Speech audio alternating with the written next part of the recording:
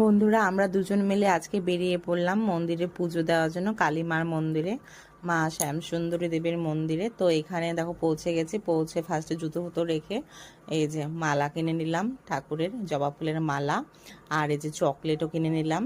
আর এই ঠাকুরকে আর কি বাচ্চার মতো আর কি পুজো দিতে হয় আর কি, তার জন্য চকলেট মানে চকলেট দেওয়া যায়। আর চাল কলা, মায়ের প্রিয় মানে খাবার হলো চাল কলা। তো চাল কলা আমরা বাড়ি থেকে নিয়ে এসেছি আর কি আসার পথে। তো এখানে কালো প্লাস্টিকে এনেছি দেখে সে প্লাস্টিকটা চেঞ্জ করে নিচ্ছি। আর যে ধূপকাঠি ফুপকাঠি কিনে নিলাম, প্লাস্টিকটা কথা মনে ছিল না।